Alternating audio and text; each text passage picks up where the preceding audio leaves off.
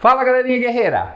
Tudo bem com vocês? Continuando aí com esse nosso trabalho de relacionar os heróis das histórias em quadrinhos, dos filmes, do cinema, com educação, hoje nós vamos falar um pouco sobre essa figurinha aqui, o Homem-Aranha, que se não for o personagem mais querido, mais popular, está certamente entre os mais populares.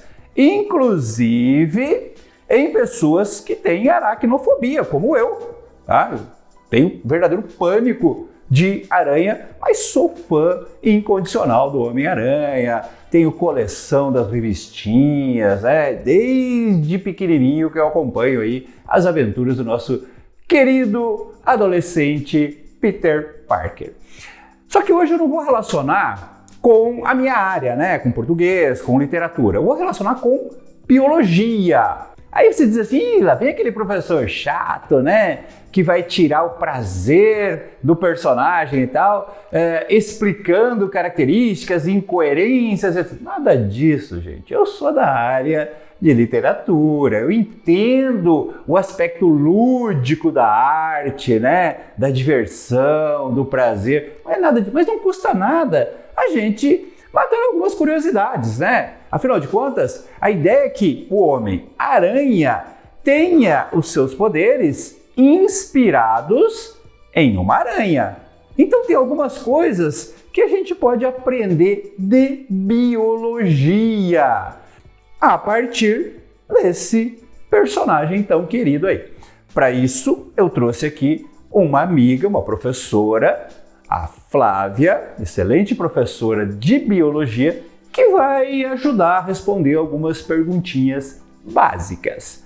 Primeiro, a gente sabe que o Homem-Aranha, ele escala paredes, né?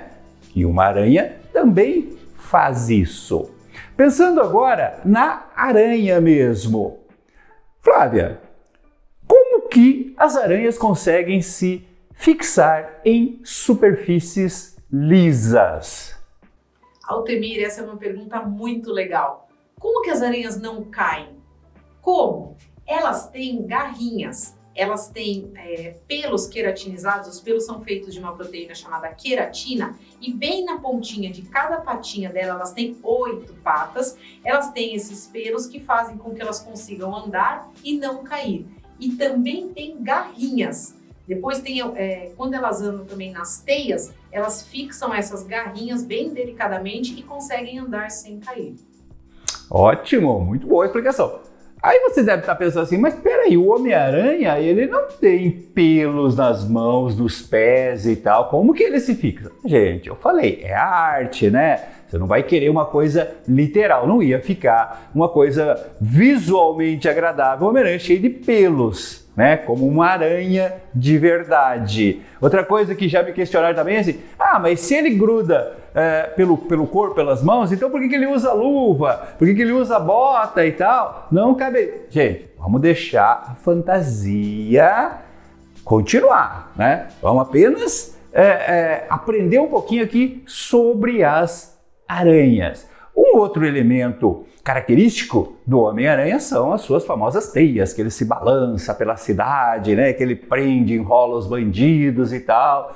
E parece ser extremamente resistente, né? Nós temos inclusive aquela cena famosa do filme em que ele para, né, um trem inteiro segurando com as teias, salvando, né, todas as pessoas ali. Flávia, do que é constituída uma teia de aranha? As aranhas, elas têm órgãos no final do abdômen delas, denominadas fiandeiras. E ali elas têm uma glândula produtora do fio da teia. E a teia é feita de seda. Seda é uma proteína, só que ela é líquida e conforme elas vão tecendo, elas também têm estruturas que elas vão tecendo, podem ser duplas, triplas, elas vão tecendo e o fio endurece com contato com oxigênio. É super resistente e tem diversos tipos de teia. Já viu que tem aranhas que não fazem teias ou tem teias desiguais, teias perfeitamente geométricas? A composição das teias sempre é a mesma e elas usam as teias para diversas características. Se as teias são bem geométricas, geralmente, não é regra, mas geralmente aquela aranha ela não é peçonhenta. E aquelas teias ou que são desiguais ou aranhas que não fazem teias, geralmente são as mais peçonhentas. Opa! Isso me interessa. Toda aranha é venenosa? Toda aranha ela é venenosa, possui veneno, mas nem todas são peçonhentas. Peçonhentas são aquelas que têm a capacidade de inocular o veneno para o ser humano. Elas injetam o veneno na presa. Sabe como que elas se alimentam? Uma das outras funções das teias, o que elas fazem? Por exemplo, um inseto ficou preso ali na teia, ela enrola o inseto com a própria teia dela, depois ela joga enzimas digestivas e a digestão é extracorpórea. Aí ela espera dissolver, uma coisa linda, um alimento maravilhoso, depois ela suga o alimento digerido, é uma digestão extracorpórea. E também ao andar nas teias, vocês perceberam que os insetos grudam e elas não grudam. Por quê? Porque nem todos os fios são pegajosos e elas vão com aquelas patinhas e as garrinhas, elas vão selecionando os fios que não são pegajosos e conseguem pegar as presas. As aranhas são maravilhosas, né? Nossa, que legal! Muito clara a sua explicação, Flávio. Agora, tem uma coisa, talvez uma das coisas mais curiosas, né, no Homem-Aranha é o chamado sentido de aranha, que permite que ele pressinta um perigo. No filme Vingadores, Guerra Infinita, inclusive, tem uma cena muito característica. O Peter Parker, adolescente, está lá no ônibus indo para a escola, né, dormindo, característico do adolescente. E de repente, no braço dele, os pelos se eriçam. E aí ele acorda, olha para o lado e ele vê ali uma nave, né, dos Asseclas do Thanos lá, que vem buscar as joias do infinito, né, que estão com o Doutor Estranho e com o Visão. Então, a pergunta que não quer calar.